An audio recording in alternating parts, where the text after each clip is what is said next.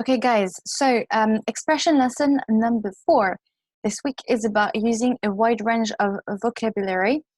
So I'll just remind you that this is part of our range and accuracy math scheme for both AQA and Edexcel, actually. So that means it's really, really important. On a general conversation for AQA, it's about 10 points. It's about the same thing for the same number of points for Edexcel, just for the speaking. And then moving on to the writing, question number 1 and question number 2, so the 80, 90, and the 150 words. They both have an element of a wider range of vocabulary that needs to be used. So that's why it is quite important to make sure that we have a wide range of vocab. So on the booklets, when they say a wide range of vocab, they want you to practice the verbs, the adjectives, the French idioms, and it's basically similar techniques that the one we use when we said to expand our answers. So last week it was about expanding our answers, and it's about the same thing here.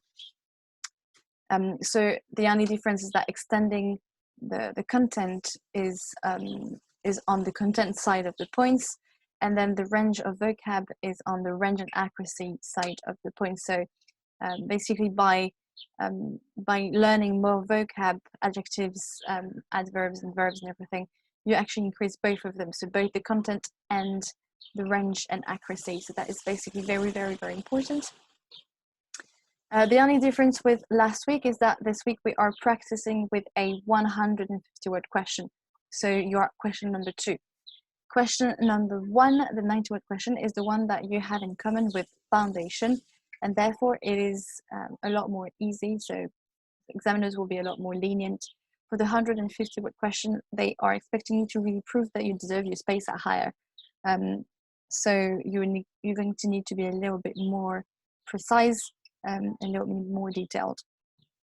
So this video is going to be quite short for me because, as I said, it's quite similar than last week, so it's just practice with a different type of exam question. You already know how it works, so that's basically going to be a short one from me. So I'm going to let you do your get started. So I just share here. There we are.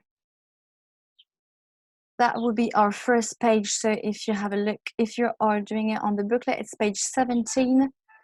Using a wide range of vocabulary. If you're using the scans, then they're just going to be below that video as usual.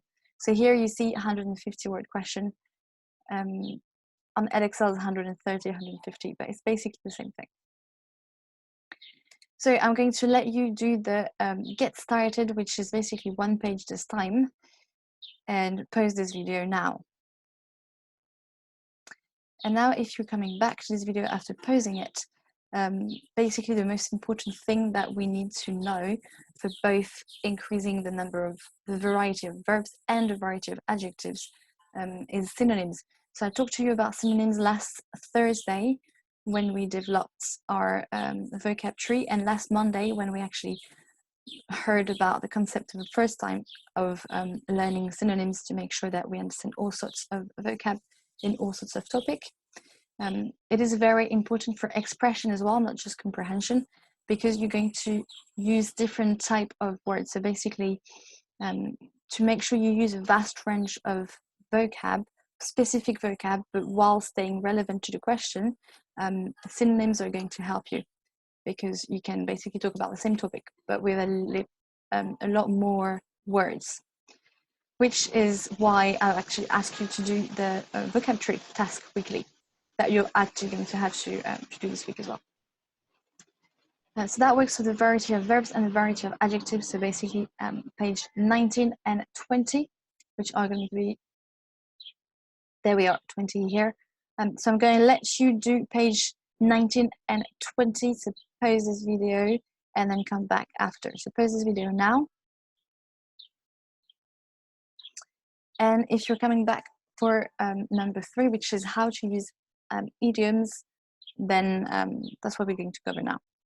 So idioms, what are idioms? They are basically expressions, so things you don't actually translate word for word because they look a bit weird. So if you were on the replay for, if you were on Thursday in the lesson, or you follow the replay, you'll know that It's most of the time things you can't translate word for word. I gave you an example last Thursday. It's raining cats and dogs, meaning it's raining a lot. In French, you say il pleut des cordes, meaning it's raining ropes, basically, meaning the same thing, both of them. The only difference is that the expression is different. It probably comes from a different cultural event.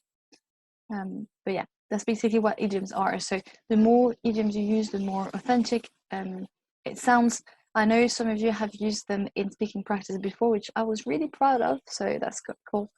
But the more you use them, the more you'll be, basically. I had shared a list of idioms in expression lesson 1, which was in week 2, if you want to have a look at the platform. And also, I'm sharing another list with you. So if you go below that video, I'll leave a link for Quizlets. So remember, I put a set for you for higher GCSE, which is composed of 1,700 words for just the higher GCSE. And I've now added a set for different idioms in French on Quizlet, so on the same link, but I'll put it below so you have a look at that when you have the choice, the chance, sorry, not the choice. So I'm going to let you do page number 21 here. I told you it's a quick lesson for me. I don't actually have that much to say. It's quite self-explanatory, this one. And I'll catch you up when you're done page number 21.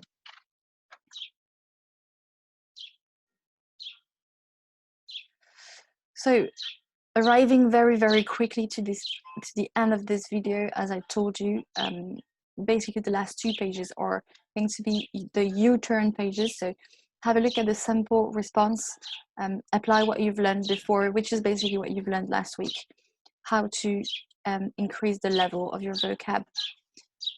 It is obvious that to make sure you actually do this in real life, in your exam and everything, you're going to learn an incredible amount of vocab. You're now learning new structures, new way of saying things, and very soon what is going to limit you is going to be the vocab. So if you increase all 3 at the same time, then you're sure you make progress. So I'll let you complete this simple response and then complete the your turn. Remember, it's the only thing you're going to submit. So page 23, your exam style question is the only thing you're going to submit for me. I don't need anything else. Make sure you actually mark your own answer. Remember, using your mark scheme from week 2. And that's basically it for me. So expression lesson, quite self-explanatory. And I'll catch you up later.